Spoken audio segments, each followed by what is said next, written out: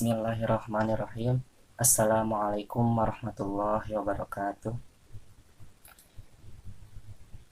Alhamdulillahirabbil alamin. Assalatu wassalamu ala asrofil anbiya'i wal mursalin wa ala alihi wa ashabihi wa man tabi'ahum bi ihsanin ila yaumiddin. Perkenalkan, nama saya Hasan Alif Muharram. Saya dari kelas 11 TPB 1. Di sini saya akan menjelaskan tentang fikih muamalah. Yang pertama, muamalah. Muamalah secara bahasa berarti saling melakukan atau saling menukar. Artinya, perbuatan muamalah ini adalah perbuatan yang menyangkut antara seseorang dengan seorang yang lainnya.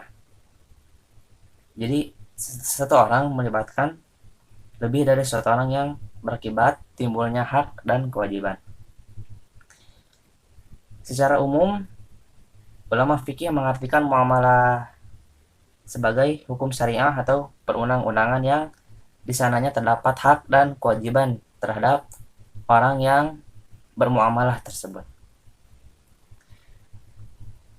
Bagian dari hukum Islam yang mengatur hubungan antara seorang dan orang lain, baik seorang itu pribadi tertentu maupun berbentuk badan hukum seperti yayasan, firma, perseroan, dan negara.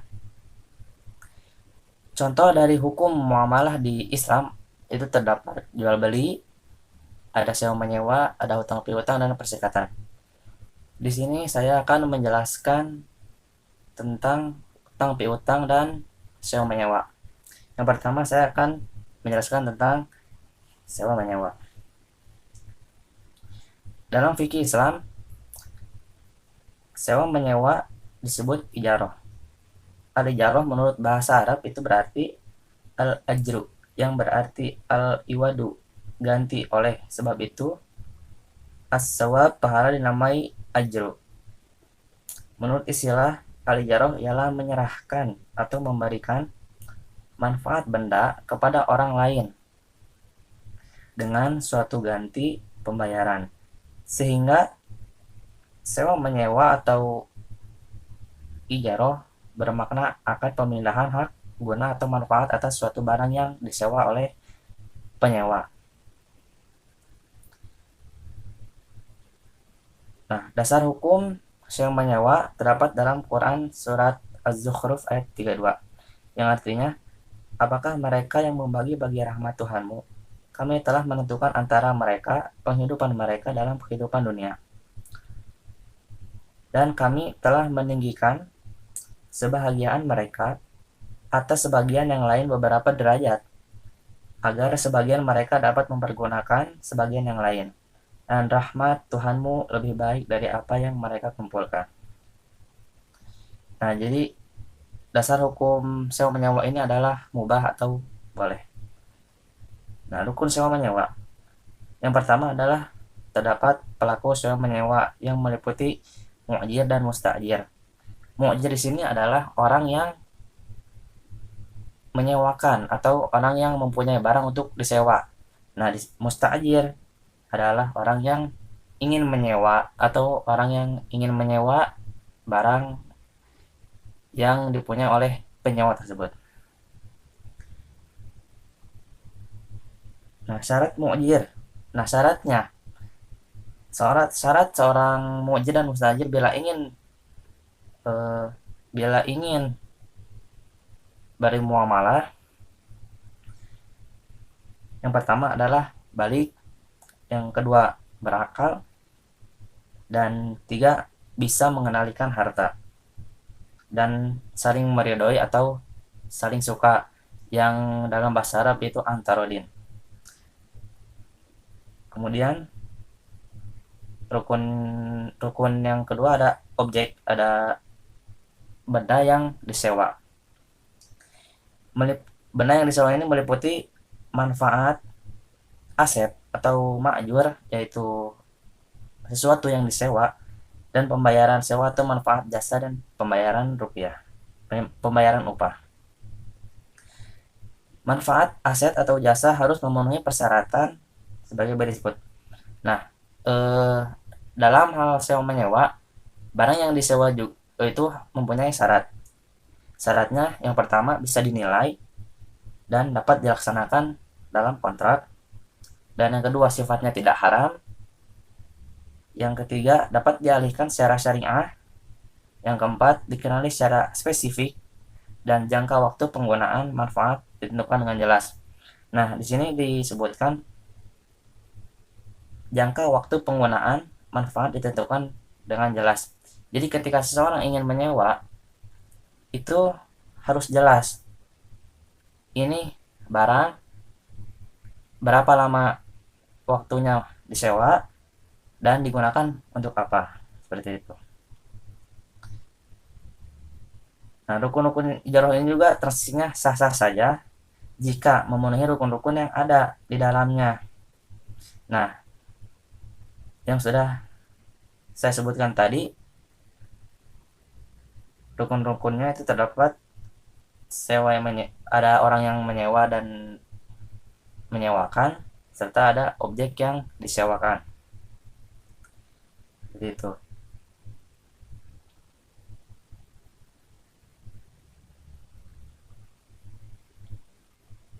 Seorang yang menyewa dan yang menyewakan barang atau yang disewakan ada manfaatnya dari barang yang disewakan.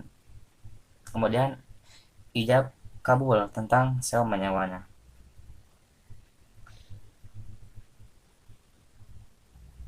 Nah, syarat orang yang di sini juga terdapat syarat-syarat manfaat dari barang.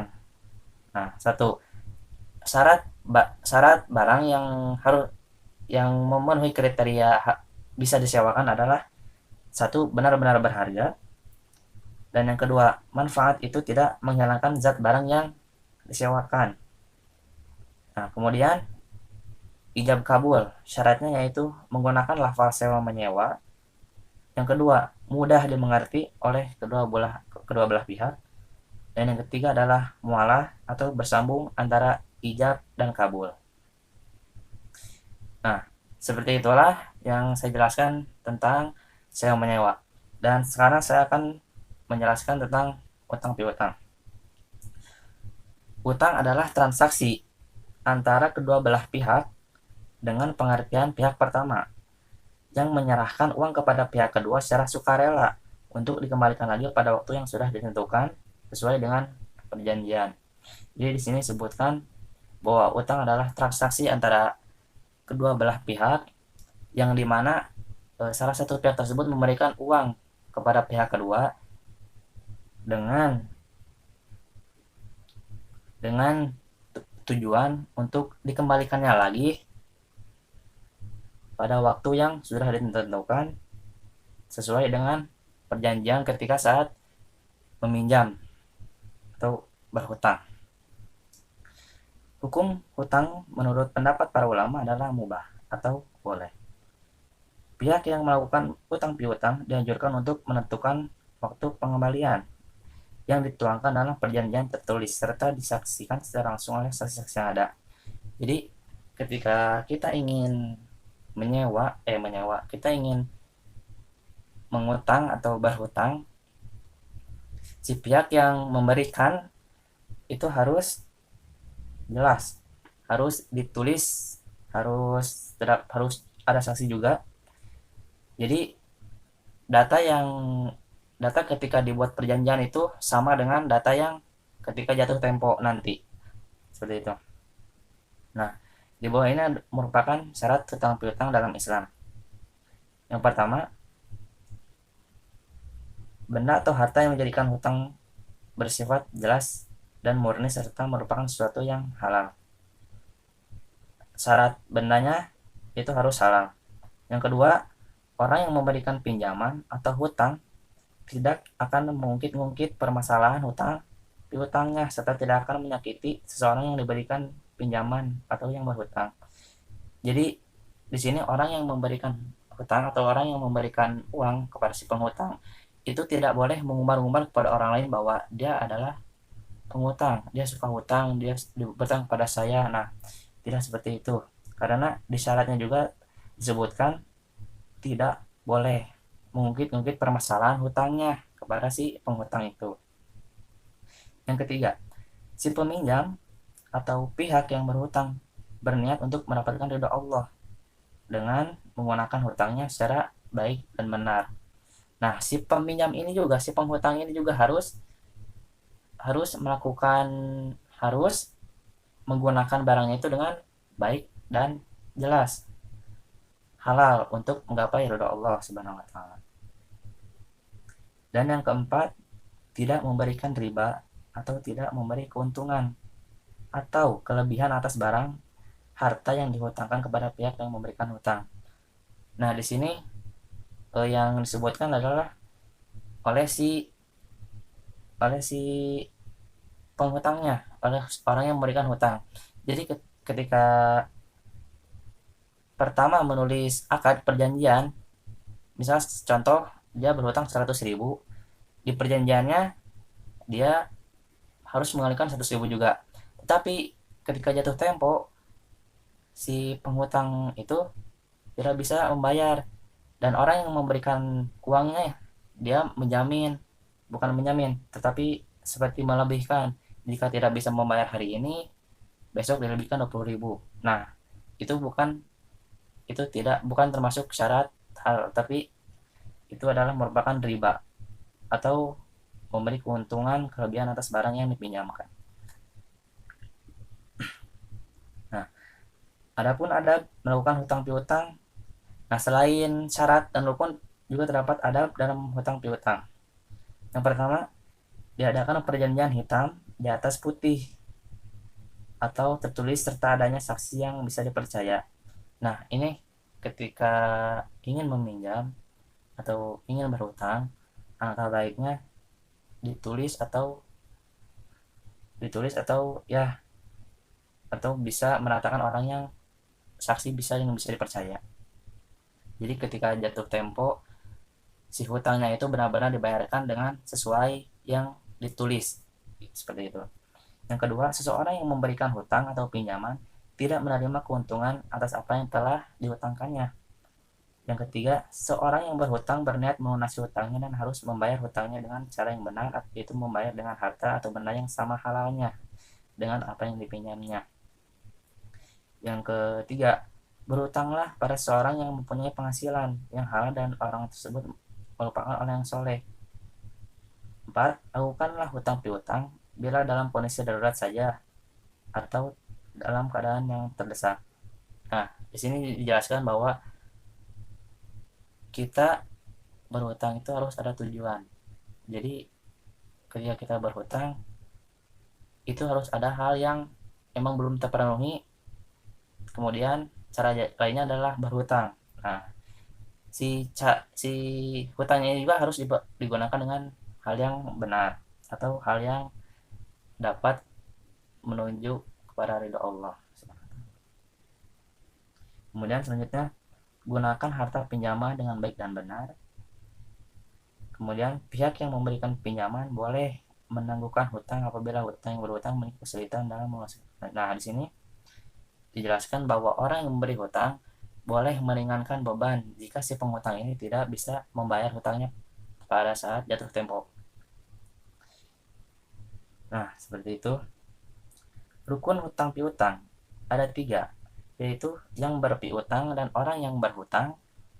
Kemudian yang kedua, ada harta atau barang yang ingin dihutangkan. Dan yang ketiga adalah lafaz kesepakatan atau istilahnya ijab kabul. Nah, seperti itulah penjelasan dari saya seputar hutang piutang. Semoga bermanfaat. Maaf bila ada kesalahan perkataan. Sesungguhnya kebenaran hanya datang dari Allah Subhanahu wa taala dan kesalahan hanya datang pada diri saya sendiri. Akhirul kalam ditutup dengan doa, Rabbana atina fid dunya hasanah wa fil akhirati hasanah wa qina adzabannar. Billahi taufiq wal hidayah. Wassalamualaikum warahmatullahi wabarakatuh.